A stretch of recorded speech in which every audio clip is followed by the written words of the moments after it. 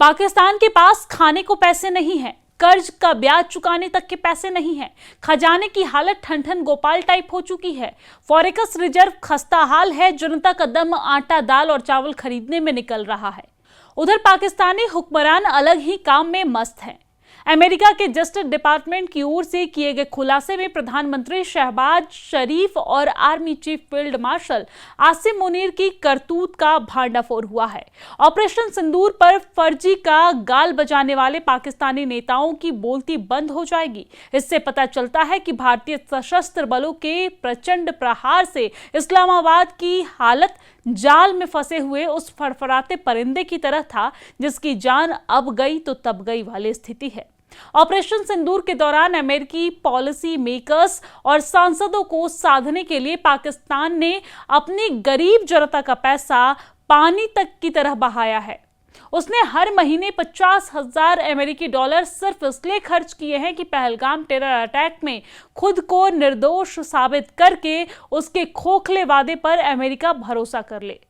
आपको बता दें कि दोनों देश के डीजीएमओ के बीच बातचीत के बाद संघर्ष विराम हुआ था। जानकारी के अनुसार वाशिंगटन में भारत के ऑपरेशन सिंदूर के दौरान और उसके बाद पाकिस्तान ने अमेरिका में अपनी छवि मजबूत करने और भारत के खिलाफ माहौल बनाने के लिए बड़े पैमाने पर लॉबिंग कराई।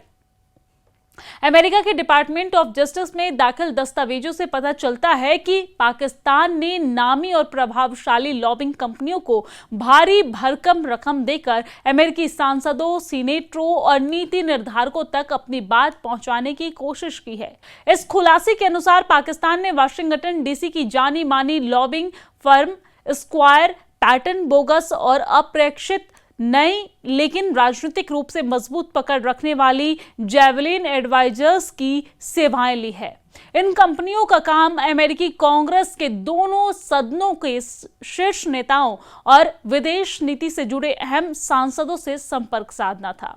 दरअसल जैवलिन एडवाइजर्स को पाकिस्तान ने अप्रैल महीने में नियुक्त किया। रिपोर्ट के अनुसार इस फर्म के संस्थापक डोनाल्ड ट्रंप के पूर्व बॉडीगार्ड कीथ शीलर और ट्रंप ऑर्गेनाइजेशन के पूर्व अधिकारी जॉर्ज सोरियल हैं। पाकिस्तान ने इन कंपनी को हर महीने 50,000 अमेरिकी डॉलर करीब 41 लाख रुपए फीस पर रखा। डीओजे में दाखिल कागजात बताते हैं कि ऑपरेशन सिंदूर के दौरान जैवलिन एडवाइजर्स ने अमेरिका के कई बेहद प्रभावशाली नेताओं के दफ्तरों से संपर्क किया। इसमें senate majority leader John Thune और senate minority leader Chuck Schumer, house majority leader Steve Scalise और house minority leader Hakeem Jeffries जैसे नाम शामिल है। इसके अलावा फर्म ने उन सांसदों को भी निशाना बनाया जो विदेश नीति, रक्षा और दक्षिण एशिया से जुड़े मामलों में अहम भूमिका निभाते हैं।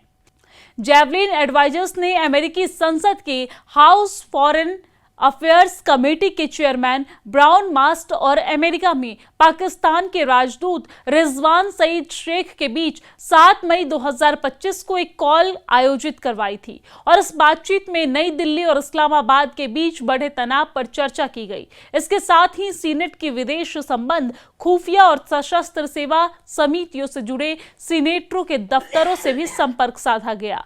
दूसरी ओर पाकिस्तान की ओर से लॉबिंग का एक बड़ा हिस्सा स्क्वायर पैटर्न बोगस ने संभाला और इस फॉर्म में ऑपरेशन सिंदूर के दौरान हाउस ऑफ रिप्रेजेंटेटिव्स के 1 दर्जन से ज्यादा समस्याओं से संपर्क किया गया। आधिकारिक तौर पर इस संपर्क का उद्देश्य अमेरिका पाकिस्तान द्विपक्षीय संबंधों पर चर्चा बनाया गया और इन सांसदों में से कई दक्षिण और मध्य एशिया उप समिति के सदस्य थे जो भारत और पाकिस्तान से जुड़े मामलों को देखती है। जस्टिस डिपार्टमेंट में दर्ज जानकारी के मुताबिक स्क्वायर पैटर्न बोगस ने अमेरिकी सांसदों के बीच एक नोट भी वितरित किया और इस नोट में पाकिस्तान का पक्ष रखा गया था। इसमें भारत पर पाकिस्तान के भीतर आतंकवाद को समर्थन देने का आरोप लगाया गया और अप्रैल में हुए पहलगाम आतंकी हमले में पाकिस्तान की किसी भी भूमिका से इनकार किया गया। साथ ही इन नोट में अमेरिकी राष्ट्रपति डोनाल्ड ट्रंप की उस कथित इच्छा का स्वागत किया गया है जिसमें उन्होंने कश्मीर मुद्दे को सुलझाने में मध्यस्थता की बात कही थी। इस नोट में कहा गया कि पूरे युद्ध को टालने की अपनी विशेष क्षमता दिखाने के बाद अमेरिका को भारत और पाकिस्तान के बीच ऐसे समझौते कराने में सक्रिय रहना चाहिए जिन्हें सत्यापित किया जा सके। पाकिस्तान अमेरिका की मध्यस्थ भूमिका का स्वागत करेगा और इस बयान से साफ है कि पाकिस्तान कश्मीर मुद्दे को अंतर्राष्ट्रीय मंच पर फिर से उठाने की कोशिश कर रहा है। इतना ही नहीं, इन लॉबिंग कंपनियों ने अमेरिकी मीडिया को भी अपने दायरे में रखा। खुलासे के मुताबिक ऑपरेशन सिंदूर के दौरान अमेरिकी अखबारों के पत्रकारों से भी संपर्क किया गया ताकि पाकिस्तान का नजरिया प्रमुख मीडिया में जगह पा सके।